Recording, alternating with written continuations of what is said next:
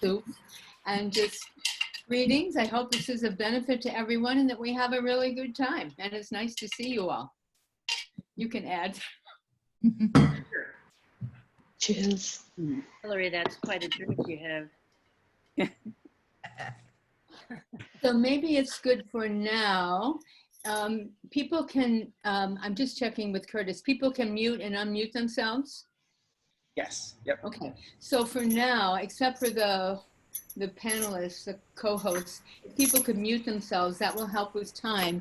But when we do the sharing, we'll come across and find a good way for you to say, I want to speak, and so you can just unmute yourself. And let's take one more minute if we can, as we settle, and just take a gander. I realize I have to pause between in everyone's picture so that in my own self, I can really, it's amazing how much I can feel online. I can just connect with each of you for a minute. So if each of us could connect with each person here in the way that you like to, that you do that with your nonverbal and energetic selves.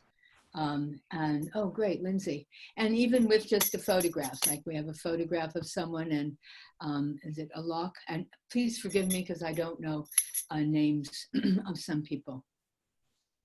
So we could just, there's some people I haven't seen in a very long time. Waves are good, yeah, yeah. Oh, hi, Lindsay. Nice. Hi, Lindsay. Hey, Jackie. Haven't seen you in eons.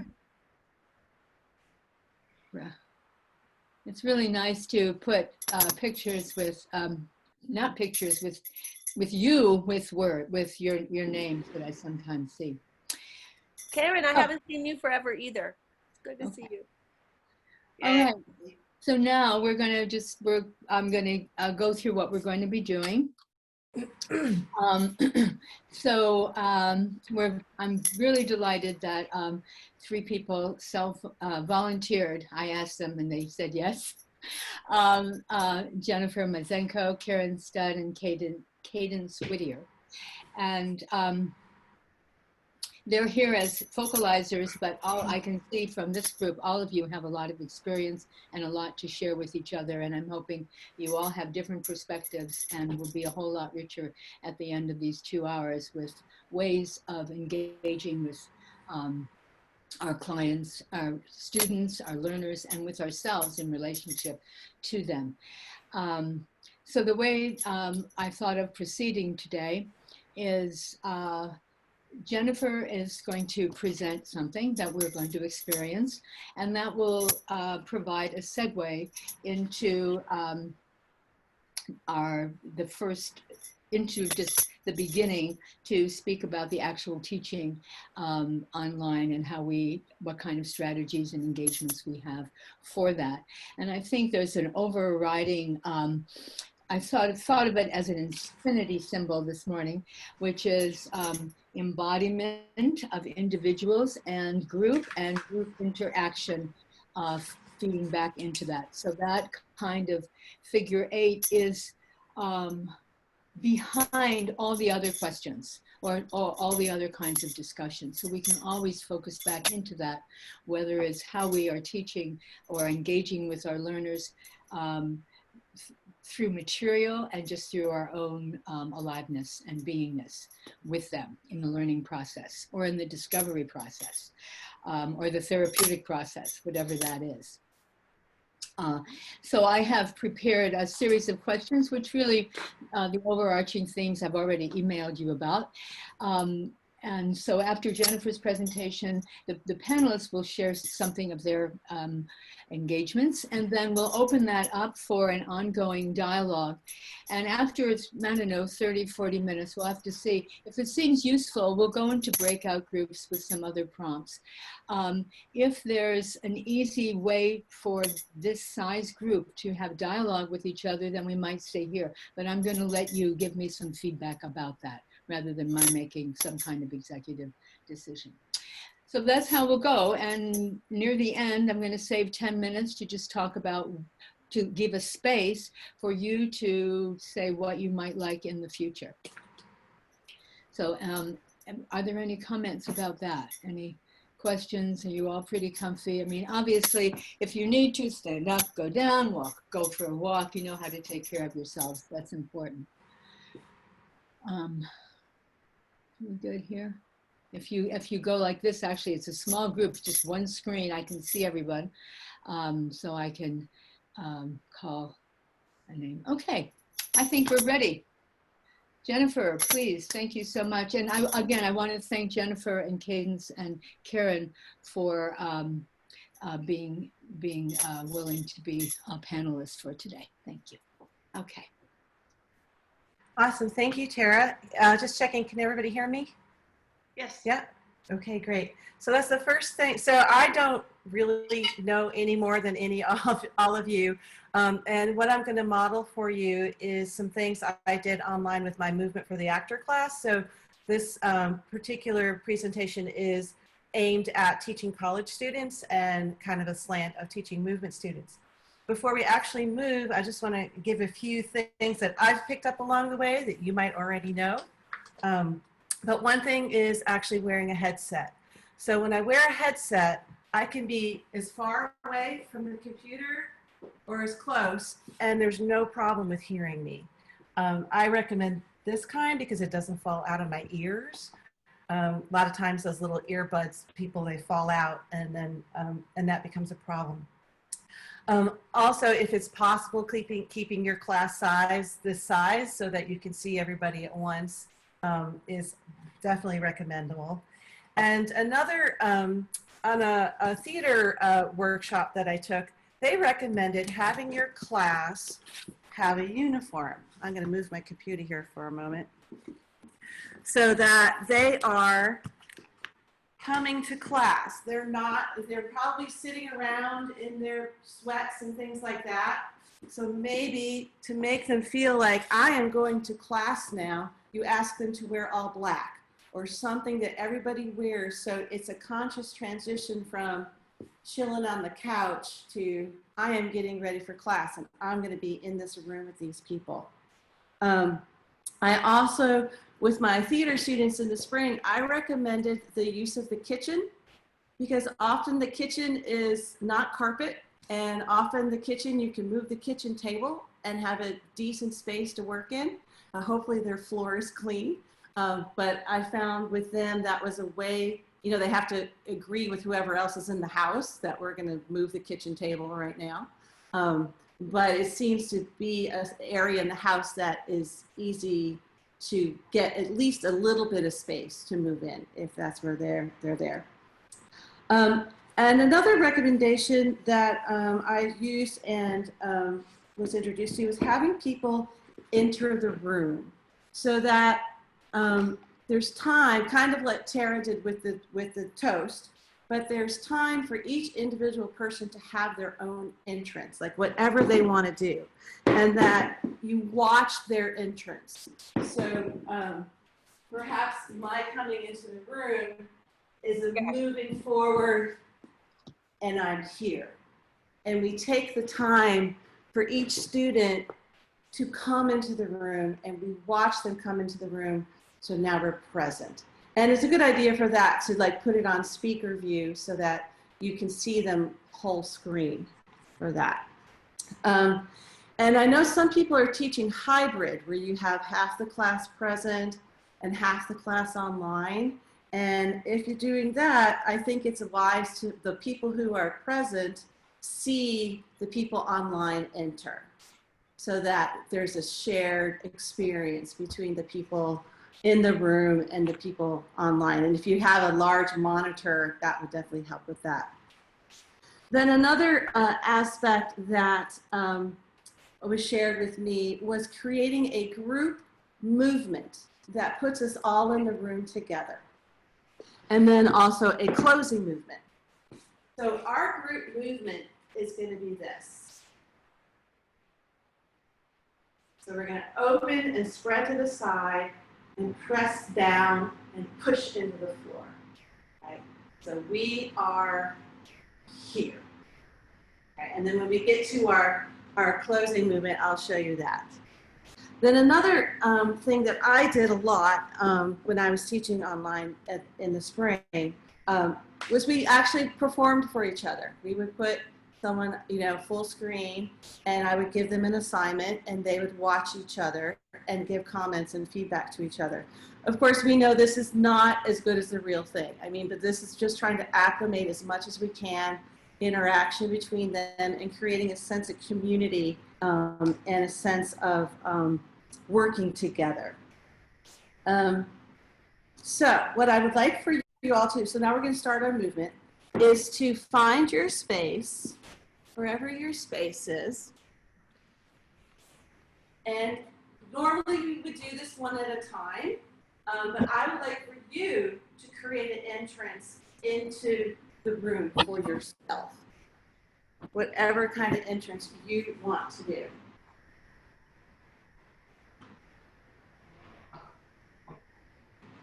So making your entrance.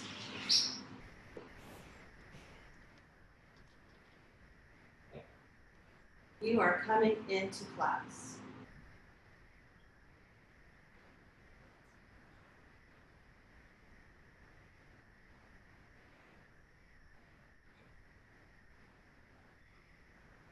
And once you come into class, just find your center.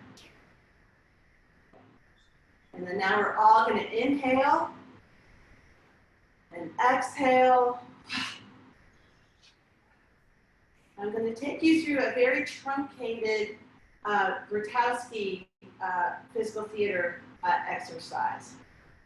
So, saying in your little space, start to play with your eyes, your eyelids. What can your eyelids do? Open and close, squeeze, open wide. What are all the things that your eyelids, just your eyelids, can do?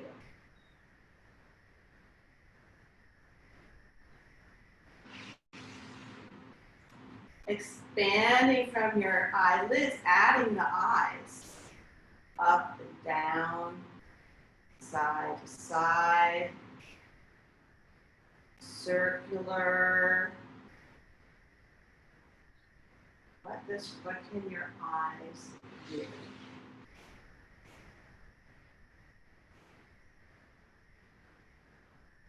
Expanding upon that into your face and your mouth.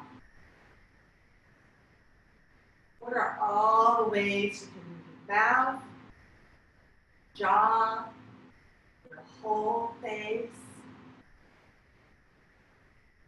What can happen there?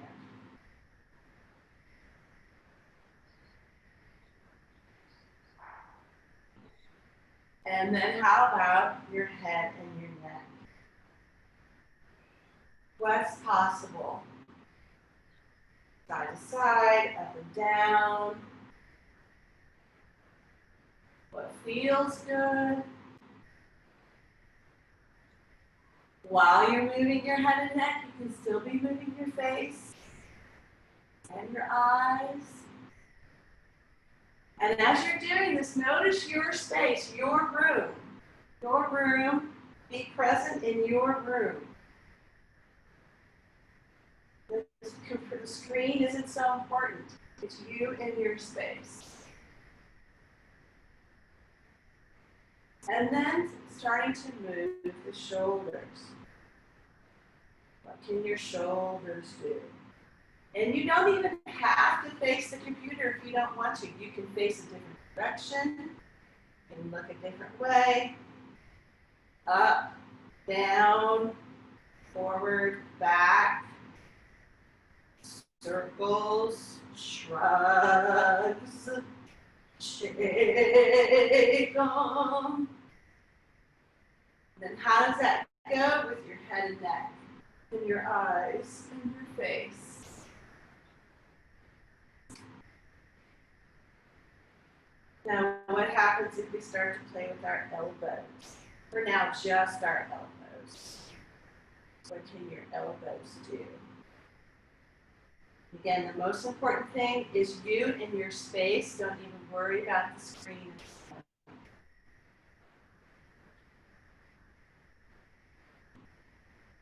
If you put your elbows in your shoulders and your head and your neck and your face all together, what do you have?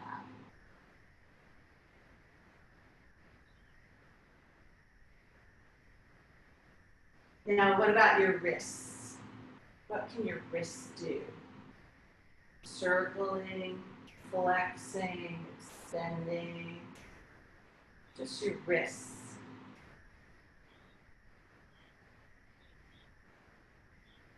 Playing with your wrists and your elbows and your shoulders and your head and neck and your face and your eyes.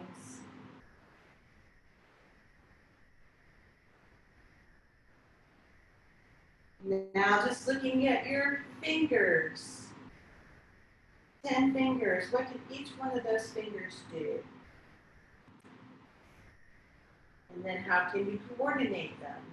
Maybe 6 fingers move at a time, maybe 2, maybe 1. What can they do?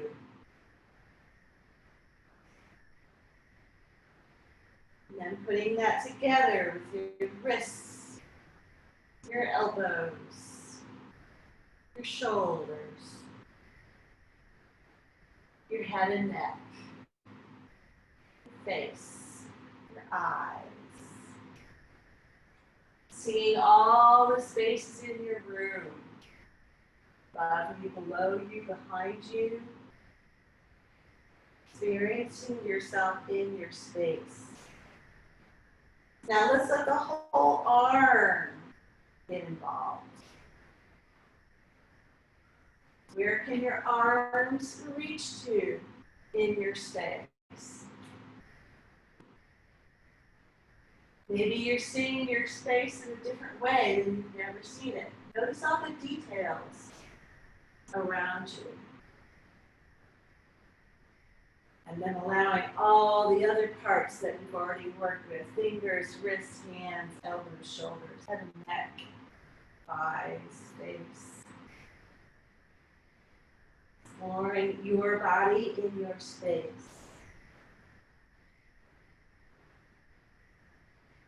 And then now let's focus on the chest. Just thinking about the chest and the torso, opening, closing, undulating. What are all the things that can happen? Including your whole spine. Let's allow the lower part of your spine to get involved as well. So from pelvis all the way up through the torso. And allowing the wrists and the fingers and the shoulders and the elbows and the head and neck and the eyes.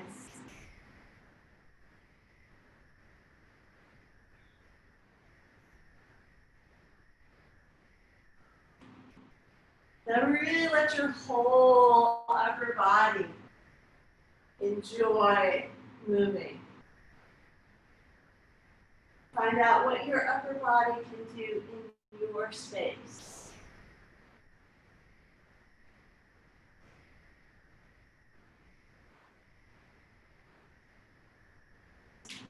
Now let your knees get involved. What can your knees do? How can your knees help facilitate your hips? And then going all the way up through all those parts with the pelvis and the chest, and the wrists and the fingers and the elbows, shoulders, head, neck, eyes, face. Now think about your ankles. What are all the possibilities? If you want to sit down and move your ankles, you can do that, or you can sit on the floor or you can stay standing. What movement can your ankles do? And your toes.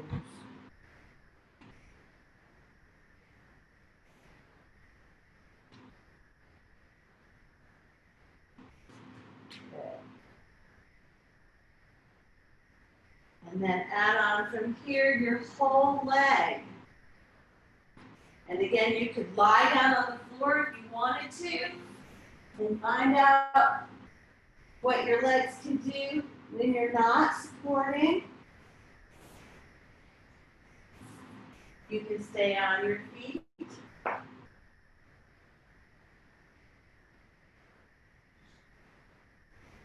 Now, keeping your eyes open, being aware of your space, allow all of these isolations to flow like a river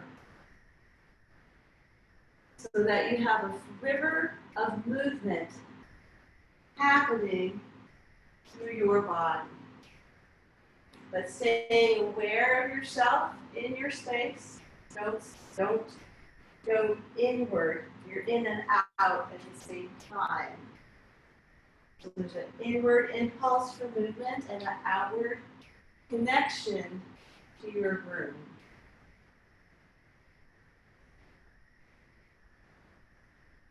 Flowing.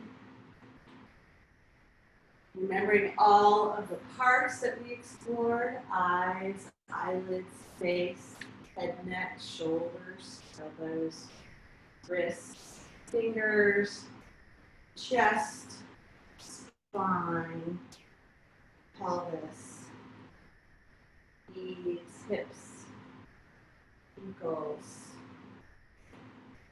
fingers, toes, feet, legs.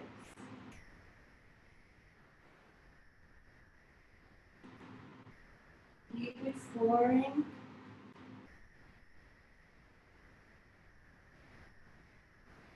And as you're moving, keep moving. Just take a simple nursery rhyme or a poem that you might know by heart and allow yourself to speak that text while you're flowing in your movement. So it might be Humpty Dumpty sat on a wall. Humpty Dumpty had a great fall.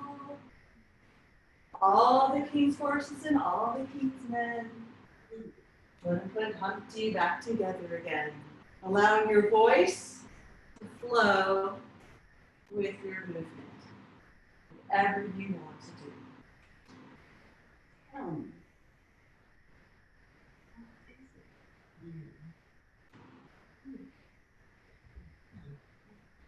Flowing.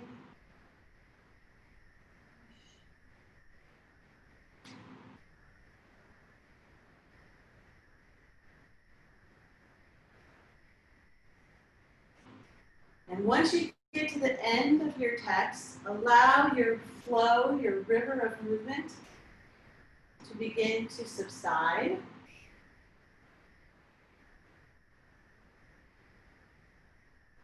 Coming into an alive stance.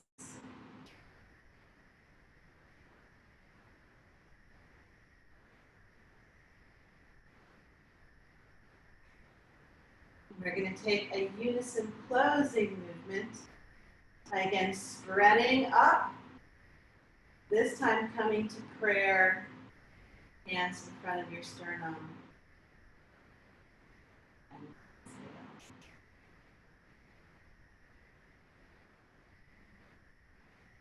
Very good. So what I'm not sure how much time I have left, Tara. I set my watch, my clock. Just a minute, yeah.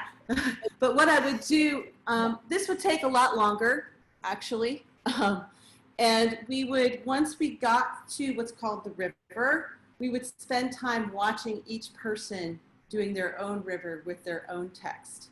And then I also do something I call the one-word response, where I go around and have each person give one word about what they just experienced. So let's go ahead and try that, and I'll call on you. You can unmute. Oh, okay. So Susan Dutch, what's your one-word response? Flow, movement. Claire. Oh, unmute, Claire. Opening. Simona. Connection. Is it Angie Zeska? Yes, Agnieszka. Inner outer flow. Hillary. Wishy. Sharon. Awakening. Judy. Hologram. Kathy. Oh, unmute Kathy if you can, or I am unmuted. Am I muted? not now. Okay. Liveliness. Rochelle. Laughter. Melinda. Opening. Emma. Relief. Harshika. That's right, Harshika. Presence. Monica. Breath. Karen. Container. Jackie. Wing. Idarine, is that right? Adrian. Adrian. Reaching. Lindsay. It's still Sharon's word, but awakening. It's still your word. Everybody's word is their own word, no matter if it's the same word. Barbara. Oh, unmute Barbara. You have to unmute, Barbara. Refreshing. Awesome. Cadence. Juicy. Alok. Alok. Absorbing. Alok. Curtis. Aware. And Tara, to send it back to you. But that's okay. Engagement. Awesome. So from there, I guess we can launch into what is next. Okay, well, what is next is letting the letting the other panelists, I don't know who wants to go first, speak about your strategies for engaging your students. That's different online than in person. And if you want to segue into your nonverbal relationship or how you work with co-regulation, that's fine. Or just strategies and how you both engage people and then how you involve the group to relate to each other. I think those are the biggies. So Karen or Cadence, who wants to go? Who'd love to go first or second? Doesn't matter to me. Me neither. You go ahead. Okay, thanks. I'll go alphabetical then. Okay. All right, thanks, Karen. So first, I just want to say hi, I'm Cadence, and I apologize, I'm losing my voice, so hopefully you can hear me. If you can't, just please ask me to repeat something. Just unmute yourself and say, could you say that again? So I find that in all of the online classes that I'm teaching, I'm always holding self to group as a lemniscape. And so that there's plenty of time for self-reflection and also plenty of time for interaction. And I'll share an activity I did recently with a group of Korean students that I'm working with. So Integrated Movement Studies has a certification program in Korea, and we were reviewing the shape palette. And the students had all been introduced to the shape palette. And so one thing that I wanted them to really experience in an online environment was an expressive relationship to shape, both individually and as a group. And so I had them journal about what does being in community mean to you. So in Korea, they're all still very isolated as well. And this particular group of students hasn't been able to get together and really interact. And so I thought it might be nice to really reflect on community and what it means to be in community here in this online environment, but also what is it that they really appreciate about being in community. And so everyone journaled about that. And then I asked them to get up individually and move what they wrote about from a shape perspective. So how do modes of shape change, shape qualities, shape flow support, shape forms, opening and closing? How does that really inform what they feel about what they wrote? And what kind of gestures and movement sequences come out of their bodies as they reflect on community from a shape perspective. And so once they did that, they collected what they had explored individually into something really simple that could be shared with others. And I put them into breakout rooms. And in breakout rooms, they then shared their reflections and their movement. So both the meaning of their movement and the actual movement themselves. And they put that together into a small dance. And then we all came back from breakout rooms and performed and spoke. And in that sense, I recommended speaker view so they could see the group performing. Although this is something that then I think is important. Those who access Zoom via the phone, speaker view is not necessarily a good format. So then I often recommended pinning one of the people in the group so that they could watch the movement of someone and they could really see that person moving. And so then they each moved their motifs, spoke about what it meant, and then we went back into breakout rooms and did the more analytical part, since this was a certification group, and really analyzed what is it that they just created from an expressive level. What was there in terms of shape? How would they actually talk about what they created using their Laban shape language? And why were those particular elements meaningful in this expressive statement? And then we came back again and shared from a more analytical point of view. And so that's just one example of an activity that I might have done in person, but I've found has really translated quite beautifully to online work because it follows a rhythm of individual reflection, individual movement, individual choice making and decision making, into sharing, group movement, group expression, and then into really unpacking what that expression is from a Laban perspective, which was particularly important for that group. And this is an approach I've used when I've taught online ballet classes as well, that to get the students involved, and they're not just following me teaching ballet movement, that we add a pearl. So I might come up with a first movement of a bar exercise, and then a student comes in and says, let's do this next, let's do this next, let's do this next. And we create a bar exercise together. And it's a way of really sharing multiple voices in the space. And I think that the Laban work has been critical in all of the things that I teach online, mainly because I can teach the Laban work from concept-based learning.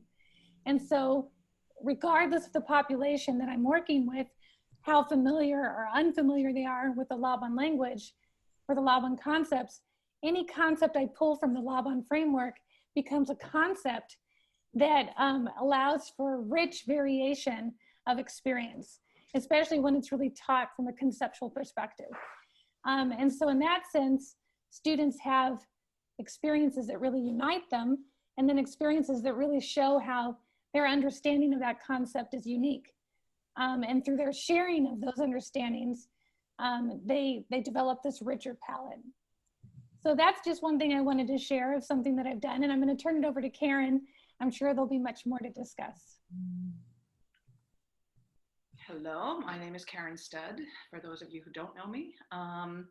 and I've been doing quite a bit of online teaching. And I think for me, probably the most important thing is to be really clear with the group that I'm working with, because I do not work individually. Well, I shouldn't say that. I occasionally work individually, but primarily I work in group configurations. And that for me, I think the most important thing is to really be clear with the group from the beginning what is possible and what is not possible. And so making a little bit more explicit what is implicit. I mean, I think that we all understand, okay, we're online, so that means certain things, but I think articulating it is really important for people to have a way of contexting their own experience, including their experiences of disconnection or their experiences of feeling isolated. So I think it can be very reassuring for them to understand what is possible as well as what's not possible, and then try to support the greater whole. Obviously, one of the huge values is this idea of virtual time and space, so you can connect to people in other time zones, other countries, around the world, you know, in larger groups, smaller groups. So all of these things are amazing, and we need to really feel how wonderful that possibility is.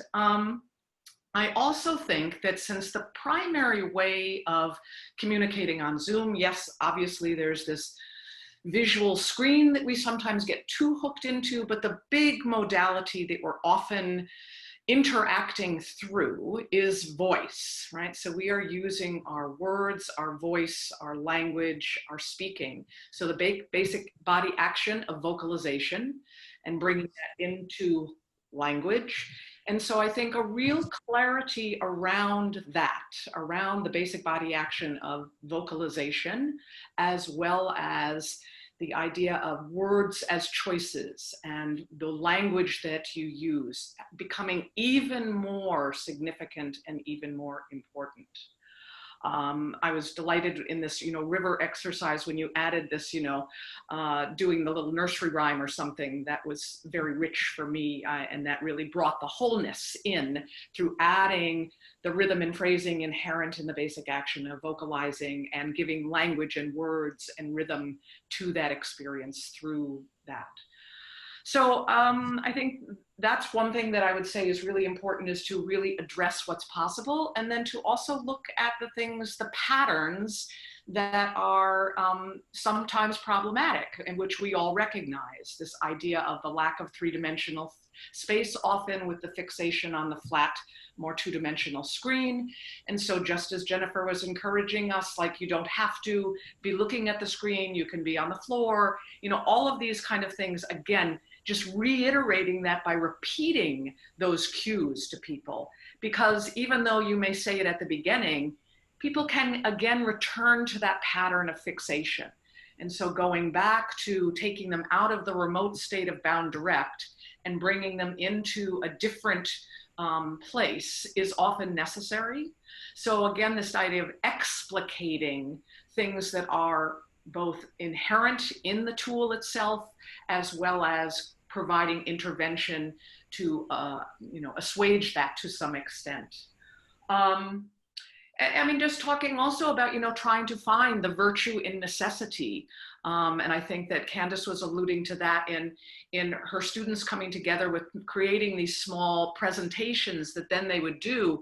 And I just recently had this happen in the group that I was working with in China, where they were doing a being seen and seeing being seen. It was basically an experience around the idea of what we experience versus what we observe, and coming up with, in breakout rooms, small group experiences around that, that then they crafted into a shared movement that they could return to the whole group and share. And what was fascinating to me is I didn't in any way ask them to attend to the technology in this. But these small groups so often really use the idea of when we're performing their small phrases of really that, you know, the idea of really understanding that people were going to be looking at them through this lens and the camera. And so they brought that into their presentation. And so just bringing awareness to that choice and how it had really enhanced what we saw. And again, I think that goes back to what Jennifer was doing in the beginning with the idea of making an entrance, so that there is this capacity toward really recognizing the space that we're in and the limitations of that and the interaction and what's not possible. I mean, another thing for me that is really quite clear, I believe that we really don't have the capacity for a shared dynamosphere in these. I think we have our own dynamospheres. I do not think that there is a shared dynamosphere. And I think actually we are working in a way that is what I would say is in its best sense a pointillist, kind of artwork, that there is a fracturing in digital technology. We are all in our own spaces. We are actually not able to find the nonverbal cues in synergistic kind of flow-based connections, but with really clear intentionality of the facilitator or teacher and participants, we can create a shared pointillist vision, through these kind of ideas of looking at how all these little discrete parts of our experience can connect to create a larger whole. So both being clear that it is not, something, but what it is. And I like to refer to, paraphrase something that Kimberly Crenshaw, who's a civil rights activist, has said, but this is the paraphrasing, where she says, treating different things the same way is as problematic as treating the same things differently. And I think what becomes problematic in these Zoom interactions is when we try to treat the online and group activities in the same way that we would do if we were in an embodied classroom setting, rather than acknowledging the limitations and then finding, virtue in necessity. Right, so that, and Balanchine was a great one for that, finding the virtue in necessity. So this idea that there can be something that really is delicious and wonderful that comes out of this is of course true, but we also really have to acknowledge and not go into this, sometimes I get overwhelmed with the bright siding aspect that people will do, I'm doing all these online classes and isn't this great and da-da-da-da-da. And that really, can be problematic because there are people that this is really very problematic for, and we need to understand that. I know Rochelle Sakor has talked about that in terms of the spaces her students have to work with. And I have had this as a very profound situation in a student with mine who has a stutter, and how their interactive phrasing in this, what we have access to, this vocalization and language, is very much something that I have to attend with a lot more clarity when engaging with this woman because of her situation. And it has to be something I consciously do at a heightened level that would be different in the reality of an online, of an embodied classroom. So we have to recognize these things and really, so it's a lot about our conscious awareness of the situation and are really consciously attending to this balance between the teaching and facilitating, which we all as teachers do all the time, but sometimes it really is really attending to the facilitation of the necessities rather than necessarily the teaching of the content. So, I think that's what I have seen shifted a little bit. I saw there was a question or a... So this is good. I think what I'd like to do is see if we could then, I don't know if you're done yet, but I saw Leslie had a question. Would you be happy to respond to Leslie's chat question? Yeah, I let's do I that. think that a dynamosphere, we have dynamospheres in our own individual spaces, right? Because for me, the dynamosphere involves something that is not just the here and now of the space and the effort energy. It also includes if you go into an old church and you feel the dynamosphere, it's also about it's about the stones, it's about the windows, so there is something energetically in that space that goes beyond you naming it through spatial directionality, form, and the effort that you are currently experiencing. It kind of transcends time. It has history. So someone in their kitchen, the dynamosphere of that kitchen includes its daily usage, includes its design, we are not sharing a shared dynamosphere in online. And you don't know if there's a lot of things that they are blocking out energetically.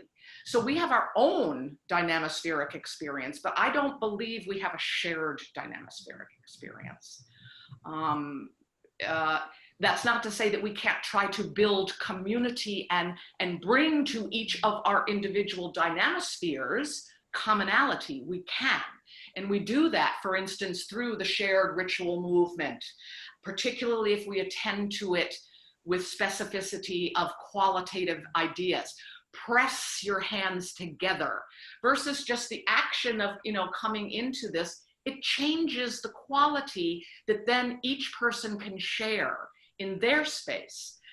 So, again, it just is about heightening the level of awareness to provide opportunity for shared experience, even though we're not sharing space.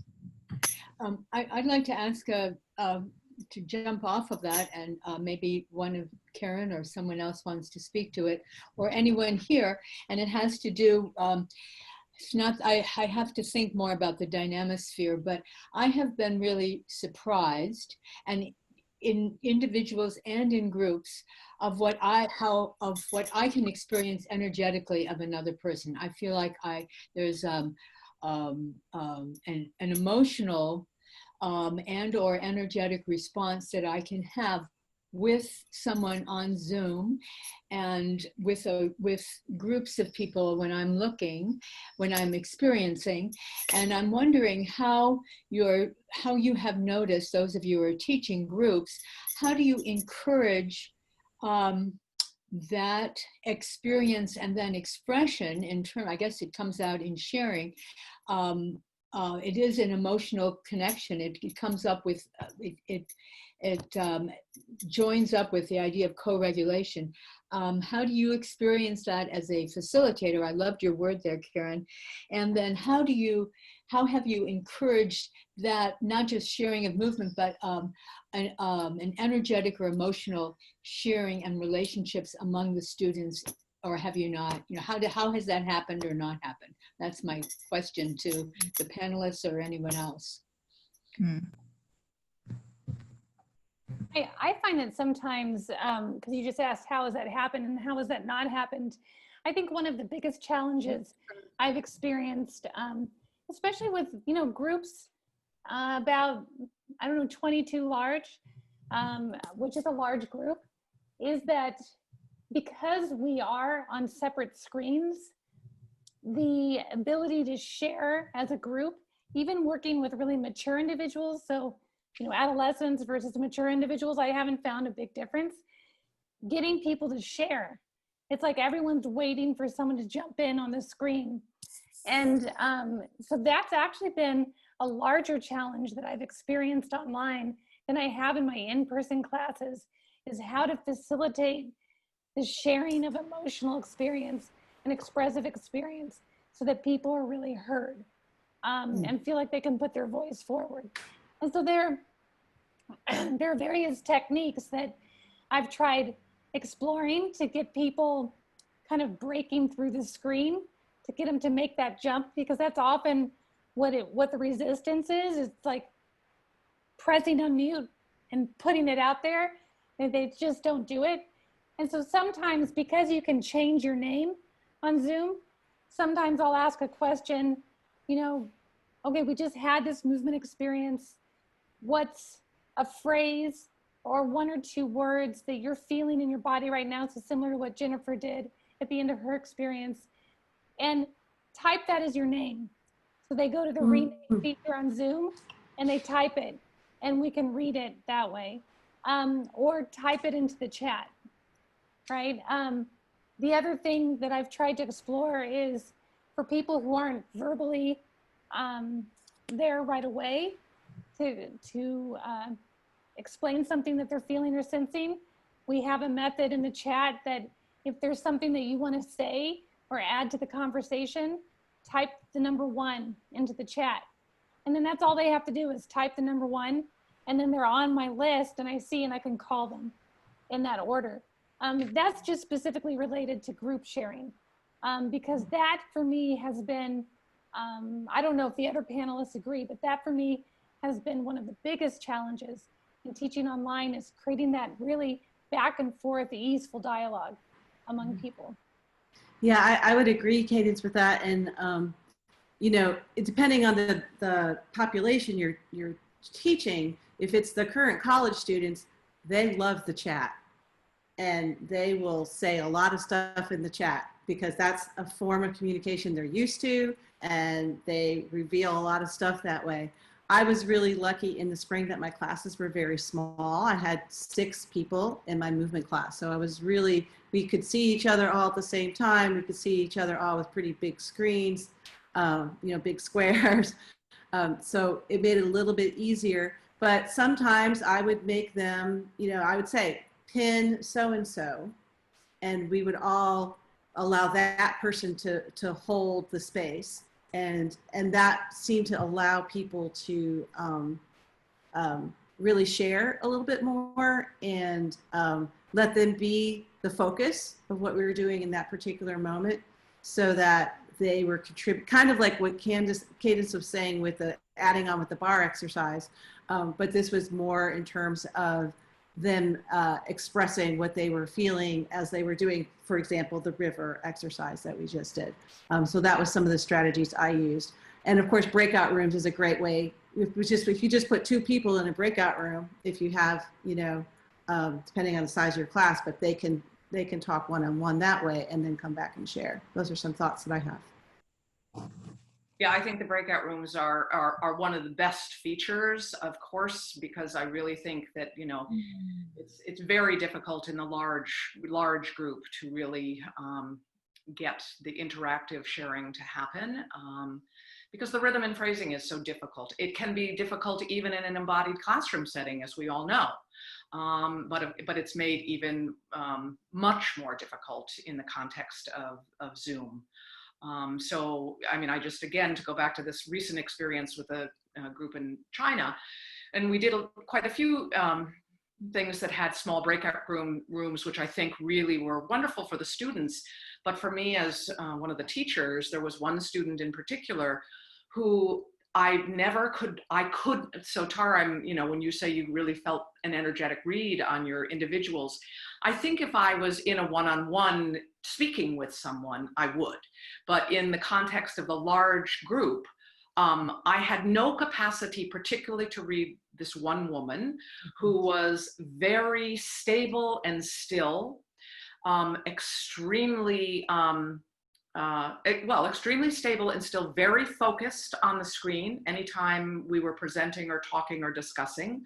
So she was very physically present. She wasn't one of these people that would leave and come back and what about there, but never ever had anything to say until the very last time we were engaged as a whole group.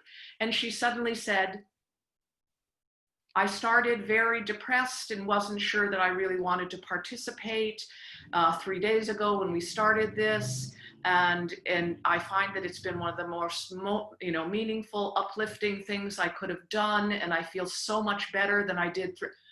I was just shocked. I mean, so I really did not have a sense of it. And it could have gone the other way.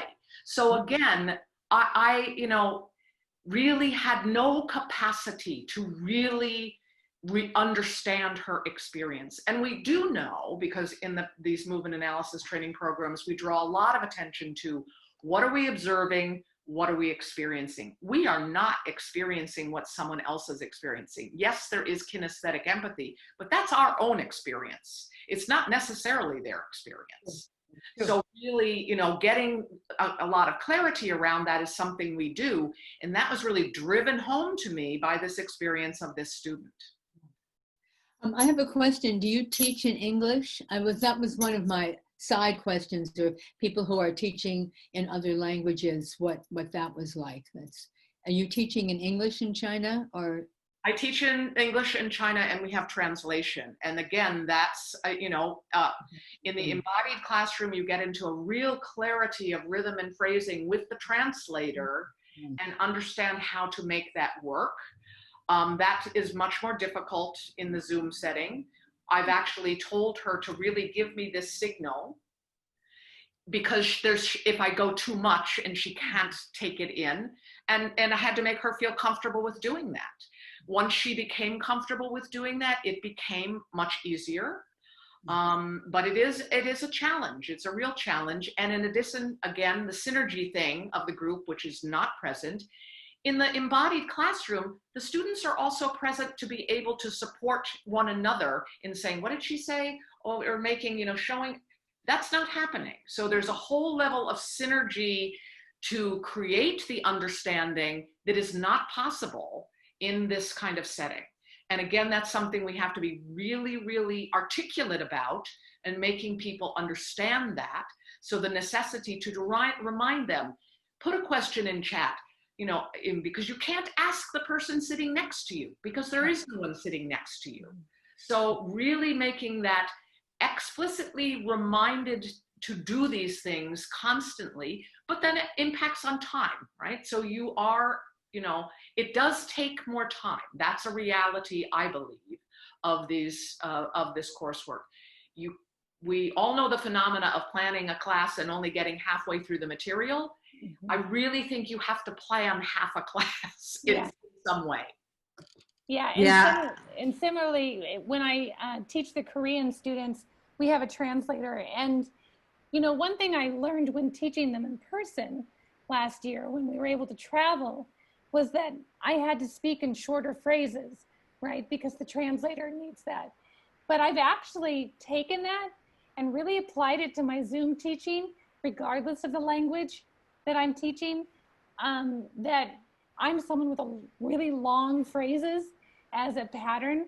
And I've had to really learn how to shorten my phrases, both verbally and in movement for Zoom teaching, because otherwise my students get so stuck into remote state, just listening to me go, go, go, go, go, go, go. Or if I'm showing movement, showing movement, showing movement, showing movement, showing movement. And it takes them out of their embodiment. And so operating in shorter phrases, or I think as Karen was emphasizing and as Jennifer so beautifully demonstrated, being really clear about the cueing. So either we're all moving together, maybe my phrases are longer, but I'm really, really clear about how I'm cueing them to engage in the experience. Either way, that vocal engagement, or when we're breaking up experiences, those shorter phrases really make a difference. And I can't emphasize, it's also in movement. In teaching really specific material, teaching something small, teaching just one or two things, letting them explore that, letting them play with that. Let's come back together, teach one or two things, right? If I'm doing something that's more structured and less improvisational. I was just going to contribute that it is very similar to what both Karen and Cadence was saying, but like I had to really restrict my content. I had to go back, okay, what is absolutely important for them to get, and not worry about this other stuff that I think they need, but really strip down the content, and also what is possible through this medium to teach. So really being a very selective and very clear and concise about the content itself. Okay, Rochelle? Hi. I just got finished teaching a 3-day workshop for Chicago Public Schools teachers in. Could you talk a little louder? Just a little louder. can you hear me? I just got finished teaching a 3-day Zoom workshop for Chicago public school teachers, working in students 90% minoritized populations, 90% free lunch. And they really, we really had to brainstorm a lot about how to reach the school age students. So I want to thank Jennifer for having us start with movement, and Karen for talking about the voice, because some of the things that I found that worked in the that are working for teachers working with students, and some of the Zoom tips that I've developed. I don't know if these will be helpful for people. But the first one is that a lot of the students, when they have their own camera on, we have the phenomena like ballet students in a class with a mirror, that they're getting the visual feedback about their own movement through their eyes rather than the somatic feedback from the more delicate responses in the body. And so there is a feature called Hide Self View. And does everybody know about that? Do I need to talk you through finding that? It's up on the 3 dots in your own tile, Hide Self View. And that has been really helpful for some people to not have that awkward feedback of themselves. Secondly, to even just be able to like minimize Zoom and just listen auditory, so that there's no visual engagement whatsoever with the computer. And then it's more like listening to the radio and moving around your own kitchen and doing whatever you do, because the visual feedback takes up so much real estate in the brain. Just stopping the whole visual connection can help open us up to space. So that's another option for people to do, in addition, of course, to turning off their cameras. There's another couple things. I just did a fishbowl. Do you want me to talk you through how to do a fishbowl? Because that was really helpful. One of the things that you can do is go to the Zoom menu in the upper left-hand corner, and under Preferences or Settings, select Hide, go to Video, Video Settings, and then Hide Non-Video Participants, so that you don't get any empty tiles taking up your gallery view. And then whoever you want to be in the fishbowl, I'll try that for a second. Like if we just wanted to see the 3 presenters, then everybody else could turn off their camera. And if we've hidden the non-video participants, if the rest of us just turn off our camera for a second, so if we all like say stop video, then we only see the 3 presenters, and there's a lot less just movement pulling our eyes and distracting us. So we get to see like the fishbowl of the smaller group. And if the rest of us are muted, then we can watch or listen to a small group, like a scene or a discussion, or something like that. So let's all turn our cameras back on again and see if that's helpful. And you can still see a list of all the participants down at the bottom under the participants list. So even if you've hidden non-video participants, that can be helpful. Lastly, I want to ask other people about working. Just FYI, I couldn't find that fishbowl thing. Is it only if you're running the meeting you can do that, or is it we can all do that? Everybody can go to the zoom.us menu at the top and select, if you're on a Mac, it'll be Preferences. If you're on a PC, it's Settings. Got it. Okay. I was still trying to stay in the box. Video settings, and then hide non-video participants. Got it. Right, and that just is the clutter, like the visual distraction, I think, of all the boxes. So the last thing that I want to ask about, because Karen Studd was talking about the fractured nature of Zoom, and the activity that I did with the CPS teachers is I asked them to turn around and find 4 things in their room, and turn away from the camera for a minute and just find 4 objects and try to keep track of 4 separate objects and feel what that's like for our brains. And now zoom out in your mind so that you can see all 4 objects in one united picture, and see how that feels for your brain. And I'm just curious, how does that feel for people? Hard.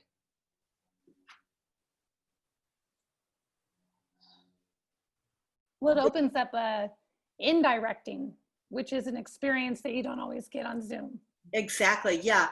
And so the encompassing gaze is so much easier for the wholeness of the experience, and the fractured nature of all these different tiles on Zoom. The brain is sort of doing the multiple indirect, like quickly bouncing back and forth between different stimuli rather than widening out the aperture and taking everything in as one whole. So it's just a little bit of a challenge, I think, for a whole system with Zoom. Let me just take a quick look and see if there's anything else. The other thing that we can use indirectness for is, instead of like zeroing in and pinpointing one person or within the screen, is kind of opening up our own gaze so that we see the edges of the computer as well and the background behind it, so that we're receiving the light, from the Zoom, rather than kind of narrowing and trying to see everything directly. And maybe even opening up to the space behind us, receiving the information from Zoom, so it's going through us, so it's not just like bouncing off our front surface and we have to get our front surface closer, but to, like, if I'm looking at Jennifer right now, just allowing Jennifer's presence to go past me into my backspace as I see her, so that it's going to open me up to the space around me. Rochelle, that second one that you did, could you put in the chat the instructions? Because I kind of missed all the steps that went with that. Sure. About the when you have a chance. About the second one. The fishbowl. The one after that. Oh, the 4 objects? Yeah. Got it. Okay. Thank you. I think that has to do with working memory and how much we can hold in our attention at once. And from the Alexander technique, there's some embodied experiences of expanding the consciousness so that I'm at the center of my perceptual awareness and I don't disappear. I don't empty myself in order to go to the other, perceive the other. So I think that just helping my students so that when I'm working with them on Zoom, so that they don't deplete themselves, because they're in classes all day, longer than I am, right? They've got hours and hours of classes. So just giving the students some tips to survive in this online environment with their embodiment and their mind perceiving. Rochelle, I have a question for you and maybe others. So I noticed when I did that wideness, I can experience the wideness, but then I've lost all of you. I'm not connected to everyone on the screen. And that could be just me. So I wonder, as a teacher, how do you oscillate with seeing the whole, so I still have to do this if I want to stay connected. I haven't figured out a way to be here and just see the wash of you and feel like I could have a relationship with you. I will often toggle back and forth between speaker view and gallery view and pinning videos. So if you just try, let's all pin Tara's video for a second. And then go ahead and try just receiving her, into the greater space past us and through us. And it's a little bit easier. And then if we get in sync, if we were to do something where Tara was leading like a mirroring activity, like maybe she's just rising and sinking in her own rhythm, just really right. And we just kind of match that a little bit whatever she's doing with her breath and receiving that into my own body so that it's less about me disappearing from her and taking it into my own experience. But it's difficult to keep everybody. I'll say that's just one. It's when I tried the 4 objects and then all of you that I realized that the relationship disappears. It's really interesting. I'm alone. It's interesting. I don't know how it is for other people, or even that oscillation with other people when they're teaching, because that's really important. So I appreciate. Thank you so much. I don't know if you're. Yeah, the other thing that one of my teaching artists did was flocking, a flocking activity to pass leadership back and forth through Zoom Tile, so that we're all sharing the same movement in space, but different people are beginning to lead and break out. And that started to, it's not the same as, as Karen was pointing out, that it is possible to do flocking on Zoom, so that when we're all in sync and movement, those little bits of shifts can be perceived. But the chaos of so many different energies moving in so many different spaces is really hard. I'll mute now. Okay. I think that brings up, I think all of that, that discussion for me seems to bring up just that limnoscape of exertion recuperation, right? That's important in all teaching. But, what is that rhythm between group and individual, expansive versus direct gaze, screen or no screen, right? I find that offering even just 5-minute breaks every half an hour, or a 10-minute break every hour where people can go do whatever they want, is useful as well. But yeah, exertion recuperation seems, for me, so important in this format. And especially as a teacher, what are the ways that I give myself recuperation during a Zoom experience, whether it's with one person or a whole class? How am I taking those recuperations? And I'm actually kind of curious how others have achieved those recuperative moments for themselves as teachers, not just for their students, but how do you find recuperation as you're going through the class? I have some ways, but I'm kind of curious about others. I think that's a great question. I have a question for all of you. Do we want to stay in this big group, or do you want to go into small groups so that more people can share, or do you feel like you could share if you want? I need a sense of it and a stretch. And you can, Tara, you know how to use the raise your hand feature? No, please tell me. I mean, I just want to make sure.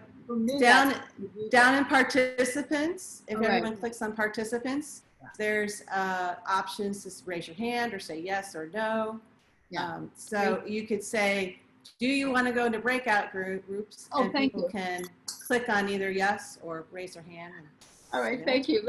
Let's do that. So if you think breakout rooms would be useful, let's raise your hand.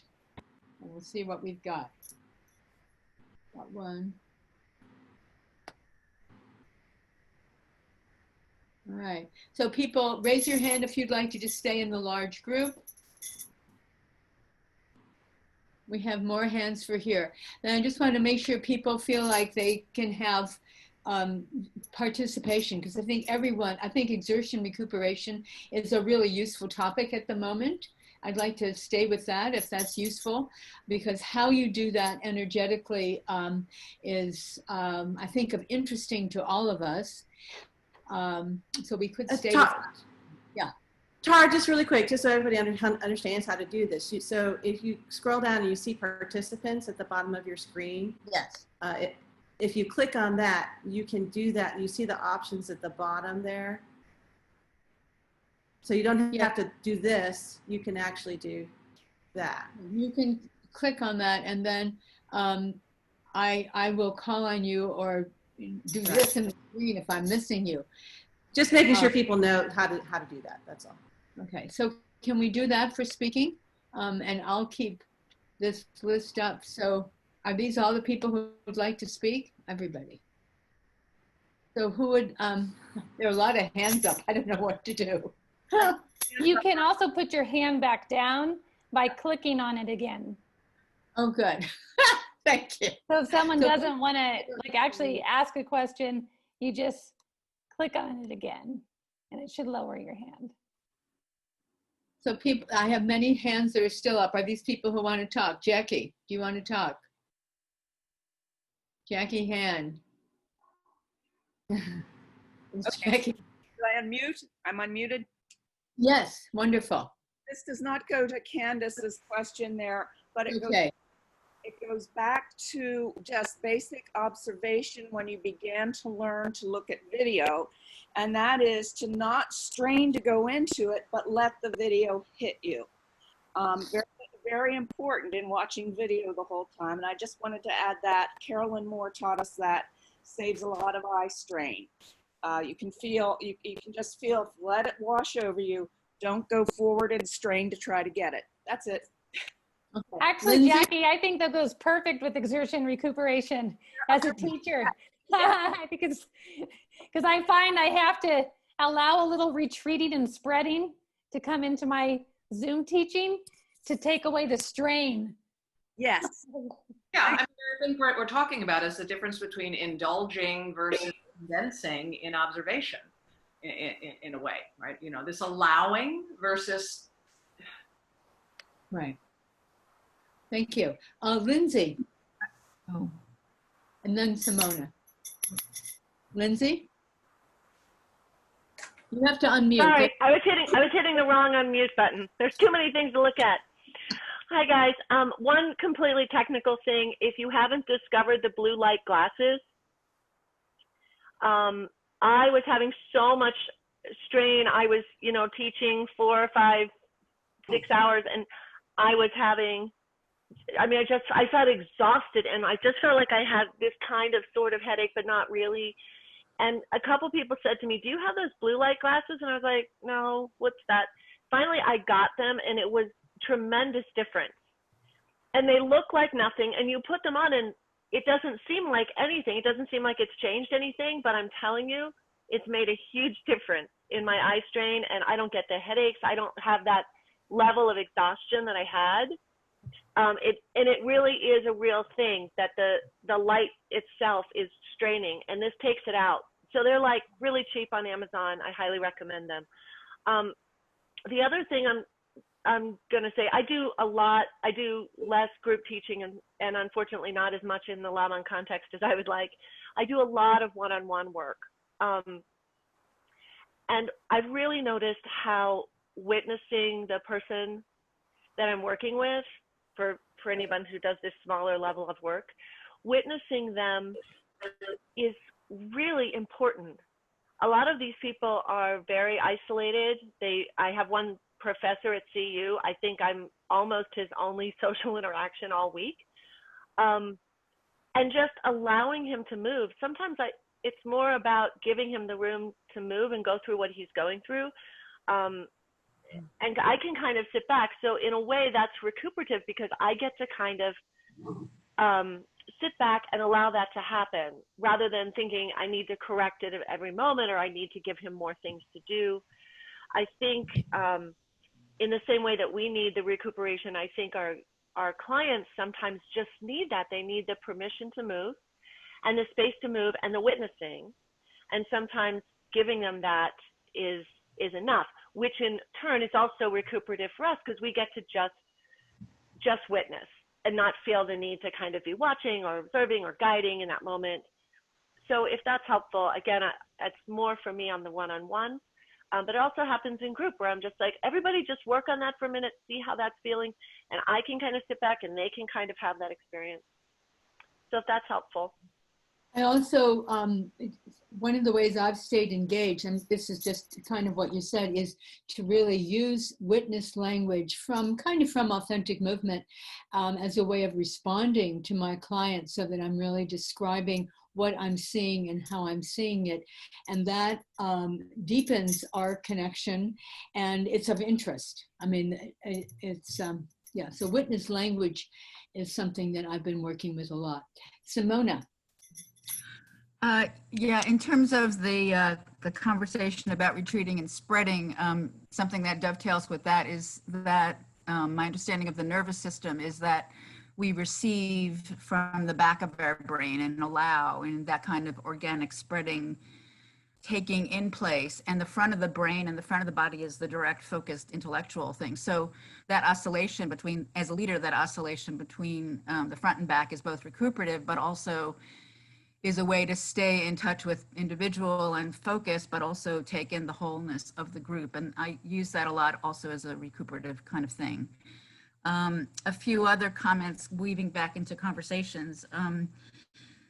The witness language that you just mentioned from Authentic Movement, I have found that that does work really well as also, and it also goes back to one of the earlier conversations about, as a leader, coming into essence and breaking it down. And I found that one of the ways to build synergy and energetic connection with group consciousness has also been when you make things conscious in a way and encourage each person to share, but also in an essence way, like a gesture or 3 words, or, you know, some way where they're visible, and you have to, like, we consciously weaving people together. So when we're in the room in the same physical space, that weaving does happen, obviously in a much more organic way, but I have found, you know, some ways to make the weaving more explicit, and they are more conscious, and then they become part of the weaving and they help. And,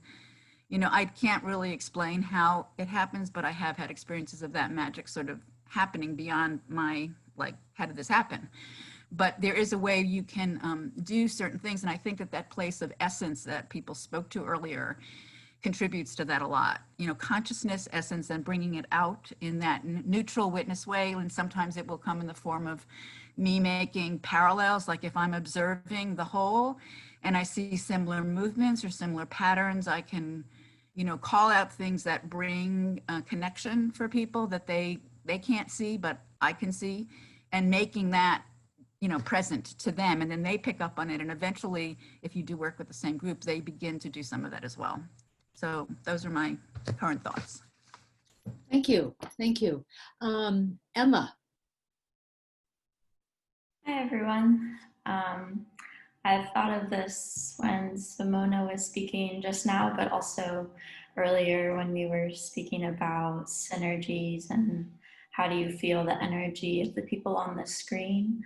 And something that I remembered and that I wanted to share for consideration is the fact that the people we're working with are oftentimes in a place physically in their home or wherever they are, where they might not feel entirely comfortable engaging in vulnerable movement. And it doesn't even have to do with, you know, whether or not they're in a safe home, which of course plays a role, but not even thinking on such a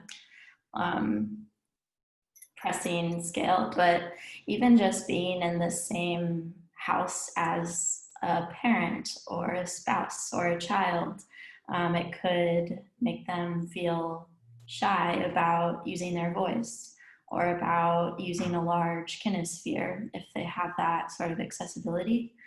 And so you know, you never know what's behind off the screen and who else is in the house and how people feel moving around, even their family members. I know I move differently in my home than when I'm in the studio, even though I feel very comfortable here. And so really keeping the language of choice in top of mind and constantly reminding people that they have a choice of what to do and how to do it. They could choose to be seated. They could choose to work in a very small kinesphere. They could choose to opt out. Of course, if they're always opting out, that might be something worth questioning. But just constantly, and not only at the beginning of a class or a session, saying, you know, take a break whenever you need, but continuously reintegrating that language of choice, I think is really important for people to like authentically share their own energy and for you to be able to understand how they are actually feeling. Thank you. Yeah, yeah. Other people on this, or I can throw in another topic. And it's just so you know, it's like 10:30. I don't know if I really needed a stretch. If you need a stretch and a twist and a stand up, woo, please. I recommend a little self-touch too. Yeah. I'm going to do Claire's movement. We can do each other's movement too. That was one thing John Chanik did in one of his things, was have us wake up our nervous systems. Was what? Was wake up our nervous system by like touch and rubbing and little like pricks on yourself. Yeah, it's like for the fascia. Mm-hmm. Rubbing, squeezing, tapping, more vigor. Over your skull, on your ears. Yes. We've covered a number of areas. I did, people have spoken to sharing among people. They haven't really spoken about creating a whole embodied online learning community, which happens in some of your classes, at least some, and people might still be at home. So I don't know how that's going, or strategies that you have about that. If anyone wanted to speak about that. Well, I don't know. I'm sorry. I don't know. One thing that I really have seen a huge difference is in meeting with a group online that I've met with before, or meeting with a group that already comes in with experience with the material that I'm engaging them with. Obviously, numbers of people are really important, but that makes a huge difference than meeting people for the first time and meeting people who have never engaged in the material that the type of material you're working, or the processes that you're working with. And it requires twice as much time at a minimum. If you've never encountered the people and they have never encountered the material, I think you really have to attend to giving much, much, much more time in that circumstance. And Tara, I would add, so in this idea of putting on your class uniform was sort of a way of creating ensemble community in sort of a, the theater perspective. And I also think one of the, it's not as good, but the breakout rooms is one way that community can be developed. Mm-hmm. It's just some thoughts. Yeah. I can add something apart from the clothes. It's about the senses, the smell. It happened that one day with a group, we discussed that each of us has some kind of a smell, natural perfume. And it helped us to feel more relaxed, more engaged, and to recuperate from the seeing, smell something, and to feel connected that okay, we can have different smell in our room, and something very natural, but it's something which can offer us some liveness, natural, not technical, and some kind of a connectivity. And it happened unconsciously, by chance, that each of us, from 15 person, we had some kind of a natural smell. Thank you. That's interesting. Yeah. Engaging in directness, I'm sure. Yeah, right. And a shared activity. Yeah. Rochelle, did you want to add something? Yeah, let me unhide my self view, because I am so much more at ease when I have that.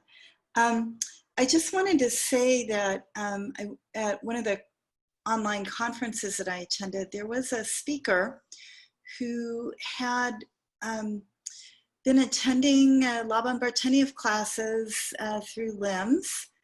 And she was I want to talk about the affordance, because I know we've talked about the constraints of teaching on Zoom, but this person was talking about how great it was for her not to, with her issues around her own body self-image and around being seen, how wonderful it was for her to stay in her space. If she was depressed, she didn't have to worry about could she get to class. With her body self-image, she didn't have to worry, was she going to be seen or judged by other people? And so there is a population or a group of people or individuals for whom this is a godsend, in the sense that they, it allows them to reconnect to their body when they couldn't maybe go and attend a class, either due to the COVID-19 circumstances or their own personal circumstances. Over. Oh, thanks. Simona, did you want to add anything else? No, okay, because your hand is still up. Other people on that topic or other topics?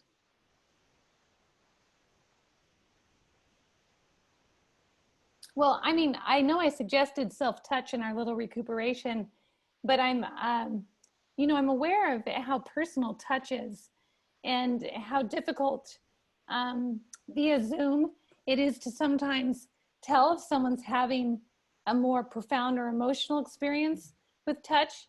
But I use a lot of self-touch in my embodied learning on Zoom, mainly to keep the kinesthetic physical presence and the touch senses really activated, to help just give that more three-dimensional body and whole emotion, mind, body connection.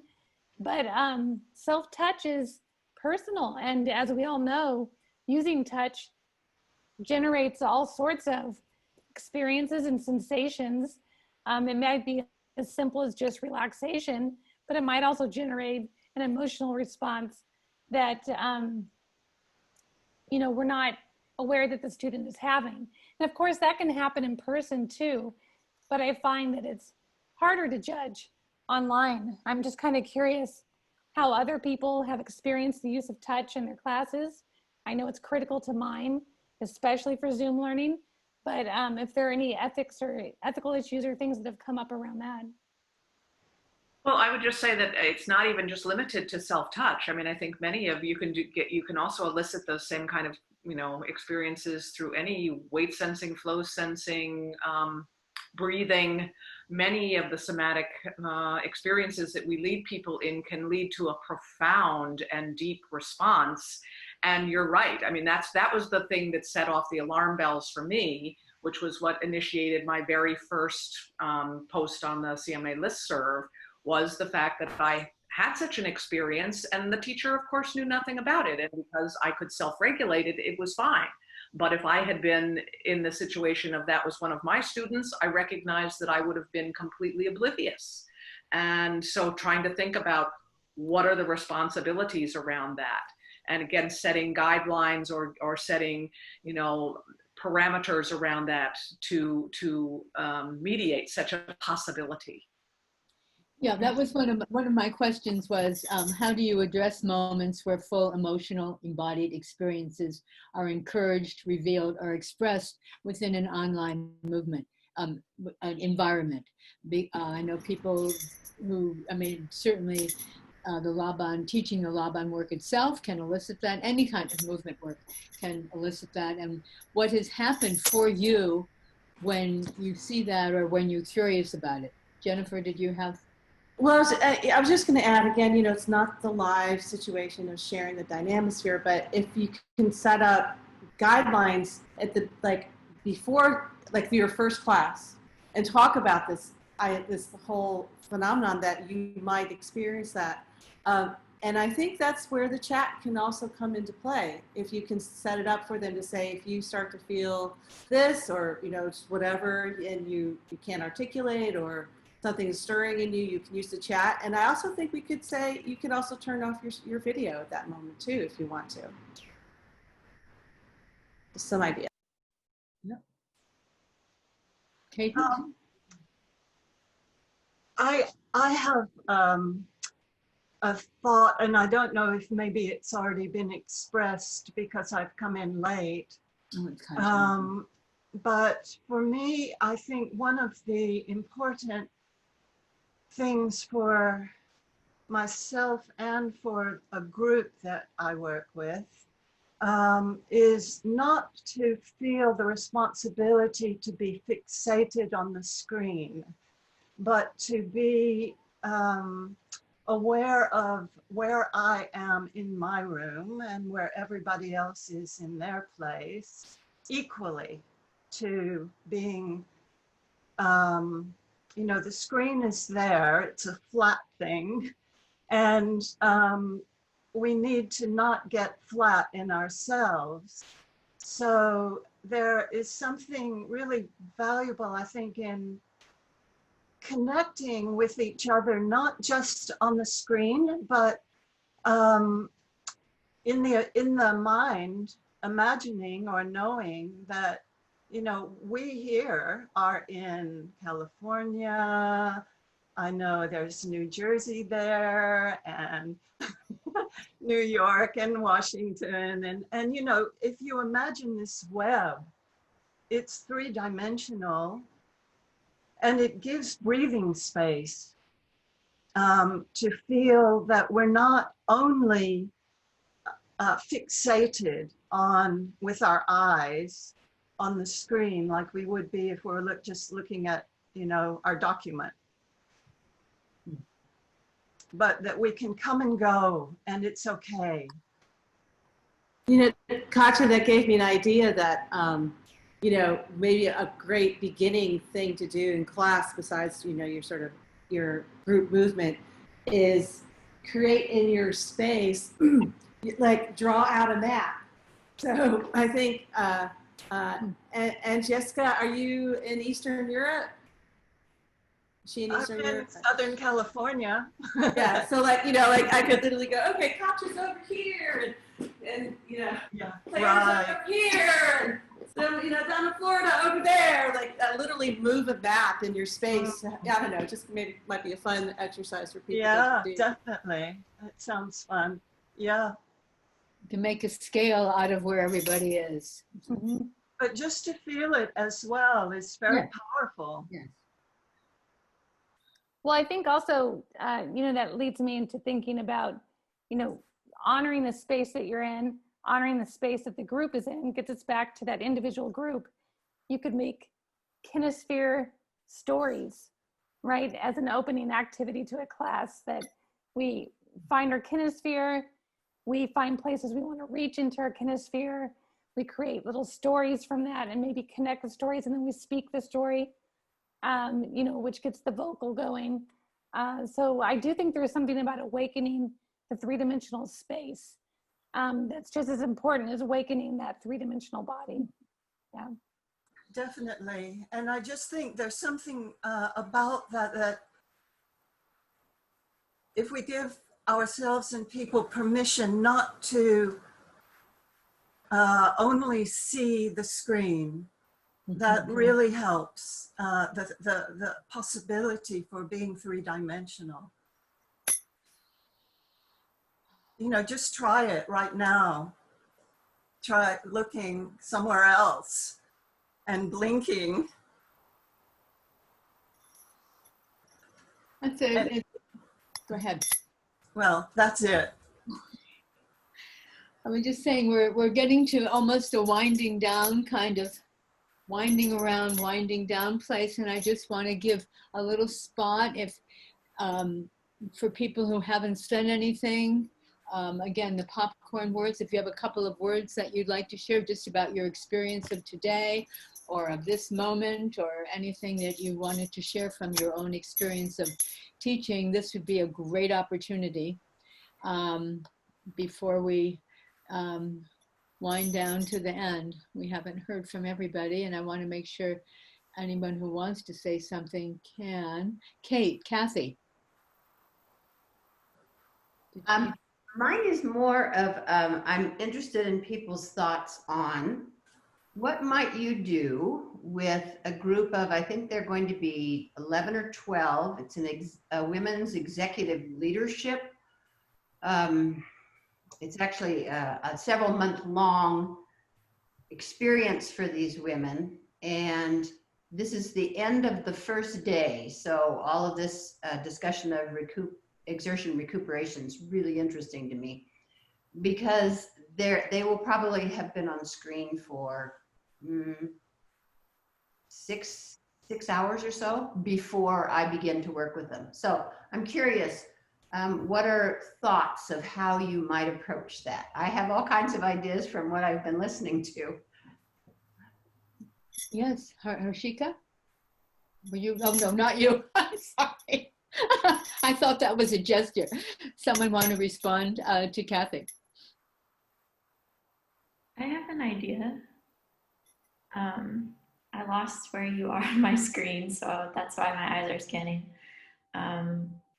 But I've found in my own experience with Zoom that it's constant talking or moving, and there's very rarely moments of stillness or silence from everyone, including the facilitator. So maybe a nice way to start would be to invite them to close their eyes and just everyone be in stillness and silence and breathe together for a minute. I think there's something powerful about knowing everyone is doing the same thing, even if you can't feel it. Kind of like the start of a yoga class is how I would think of it. And if they've been on Zoom for that long, they probably need that.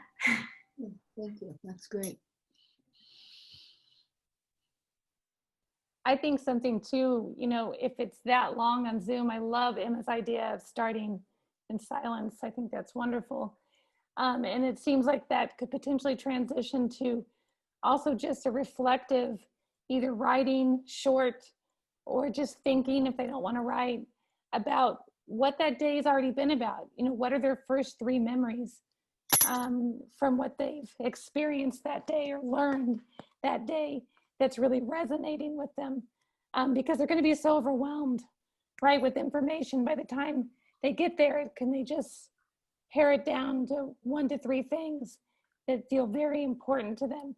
And of course, that could lead to a movement exploration of some sort, if you wanted. But they're going to be coming so full, right, into the class, and so getting them to pare down, kind of thinking along the lines of what Emma was saying too.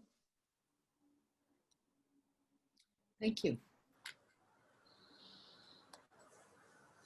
The importance of listening seems like a skill that can be nurtured on Zoom. And it's not all about seeing, but listening. All kinds of listening, ways of listening.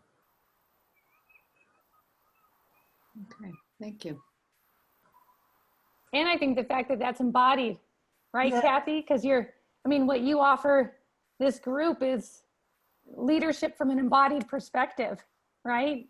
And Right. so there's something so important about that. I imagine you're thinking in those ways. Right. I've done some of these before. It's a colleague of mine in the School of Business that does women in leadership as her major focus, and the women are eager, but this is a totally different format for me. So it will be a great exploration for me as well as them, I'm sure. Thank you, everyone.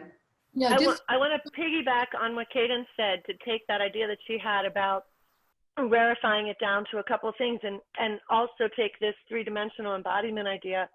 I think especially if they've got all these things going all day, maybe create that physical thing, have everyone turn to their right.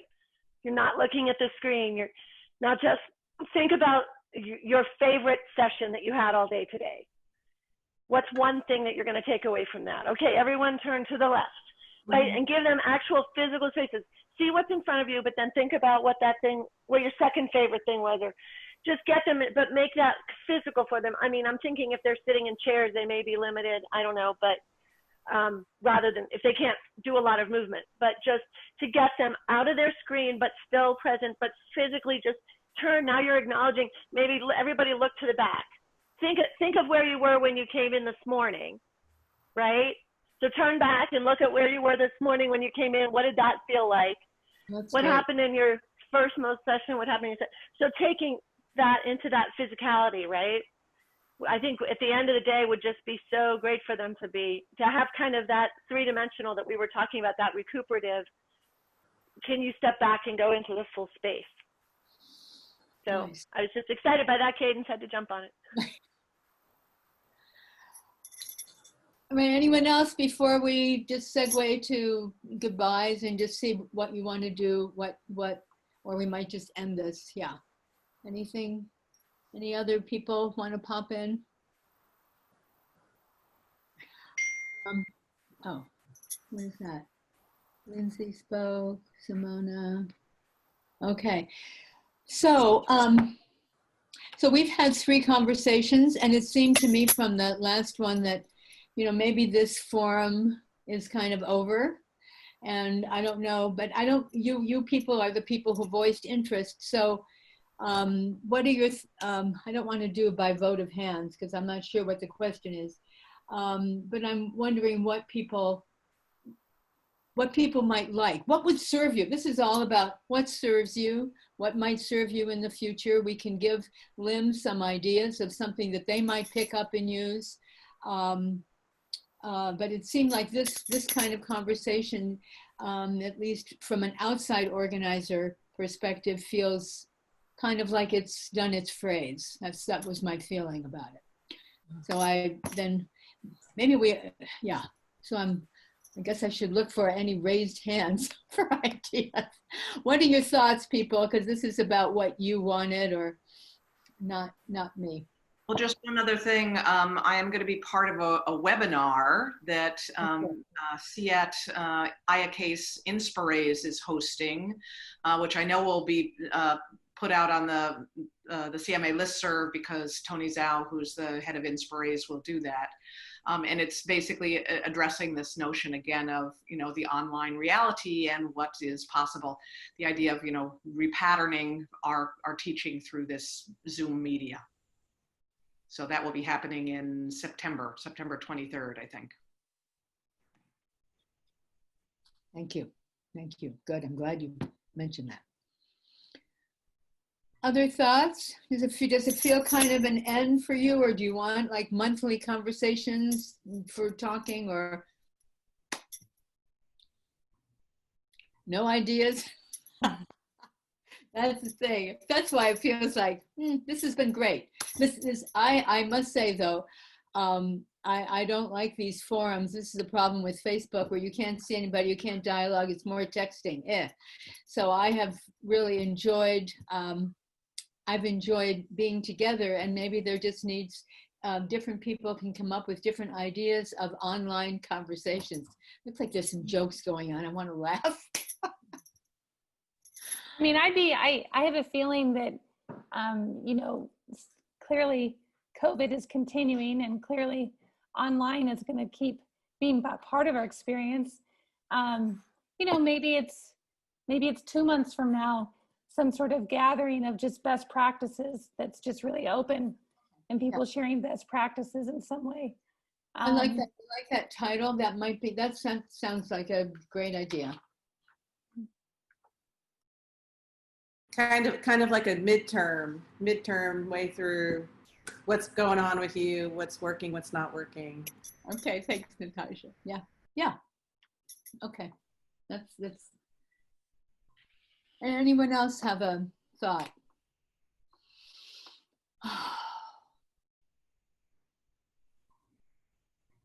Well, I would like to suggest that we take a deep breath and make a sound, and it's fine with me to have it be a sound that's cacophonous if everyone unmutes. because I want to hear people's voices. And I really appreciate everyone sharing.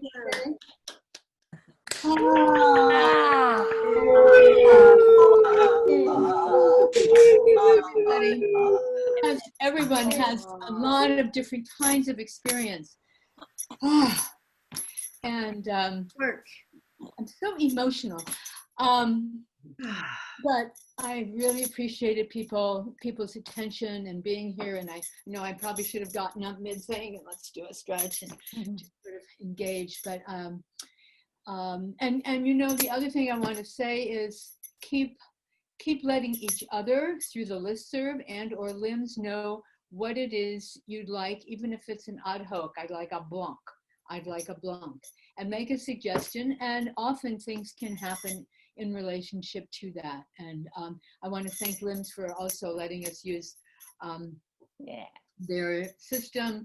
And Curtis would have done breakout rooms. And thank you, Curtis, for being available for something that I might have needed. And I want to thank the panelists for coming. And Cadence, I hope you feel much better. Thank you for busting through with your throat. And I want to thank everyone for participating and having your energy being really lively in the space.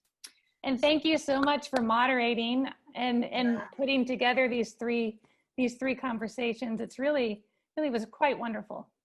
Good. Beautiful gift to the community. Thank you so much. And it came from your heart as well as your body and your brain. Really wonderful. Thank you so much for getting it all Thank you. crystallized. Thank you. I feel seen because it does come from my heart. This is my best group.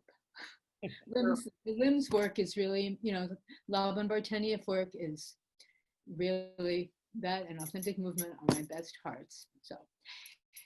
So thank you all. Have a good day. Have a great week. Stay healthy and stay in touch, whatever way we can. Thank you very much, very much, very much. Thank you, everyone. Bye, everybody. Bye. Bye. Great to see you. Nice Seeing to see everybody. you all. Thank you. Hey, everyone. Mwah, mwah, mwah. Claire! Oh. Nice to see you all. Hello, Jackie. Miss you, Cadence. Good to see you, sweetie. Yeah, good to see you, Lindsay. Yeah. I don't want to say goodbye. I know. Well, we should talk I see you later. In French, it's à tout à l'heure. I gotta go. You gotta go. Bye. Okay. Bye. Bye, guys. Bye, Haley. Bye, Rochelle. I want to Nice to- hang. Yeah. I gotta go. Nice to see everybody. Thanks, Tara. You're welcome.